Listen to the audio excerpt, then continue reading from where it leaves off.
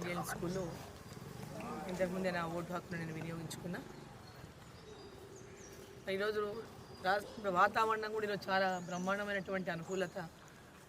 రాత్రి నుంచి వర్షం పడడం, మన నరేంద్ర మోదీ గారు వచ్చిపోయినప్పటి నుంచి కూడా వాతావరణం చల్లబడ్డది. వారు వచ్చిన రోజు నుంచే సాయంత్రం వర్షం, ఆ తర్వాత ఈరోజు పోలింగ్ రోజు కూడా రాత్రి వర్షం పడి చల్లబడడం. ఎందుకంటే చాలా విపరీతమైనటువంటి ఎండలు ఉండే. ఆ ఎండల్లో మధ్యాహ్నం టైంలో బయటికి రావడానికి కూడా కష్టమైనటువంటి పరిస్థితుల్లో చాలా మంది ఓటుకు వేయడానికి ఆ ఎండల్లో రాగలుగుతారా లేదా, సాయంత్రం పూట పెద్ద ఎత్తున రద్దీ ఏర్పడుతుందేమో, పొద్దునే పోలింగ్ బూత్లు కూడా రద్దీ ఏర్పడుతుందేమో అనుకున్నాం. అటువంటి ప్రశాంతంగా ఈరోజు పోలింగ్ ప్రారంభమైంది. 7 గంటల నుంచే క్యూలో ఉన్నటువంటి వారు వాళ్ళ యొక్క ఓటు హక్కుని వినియోగించుకుంటున్నారు.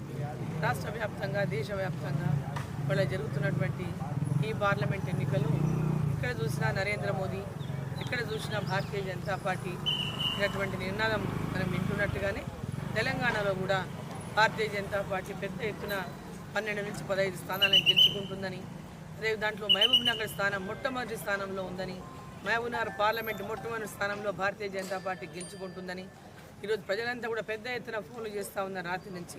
అమ్మ నువ్వేమి ఇది కావద్దు, వాళ్ళు డబ్బులు పంచినా ఓటు వేయరు, వాళ్ళు డబ్బులు ఇచ్చిపోయినా అయినా మేము ఓటు వేయం, మేము ఓటు వేసేది మా భారతీయ జనతా పార్టీకి, నరేంద్ర మోదీ గారికి ఇస్తాం, మా అయినప్పటికీ ప్రజలు నిర్ణయం చేసుకున్నారు. ఇవాళ ఈ దేశం కోసం, ఈ దేశంలో ధర్మం కోసం నరేంద్ర మోదీ గారి నాయకత్వం ఉండాలి.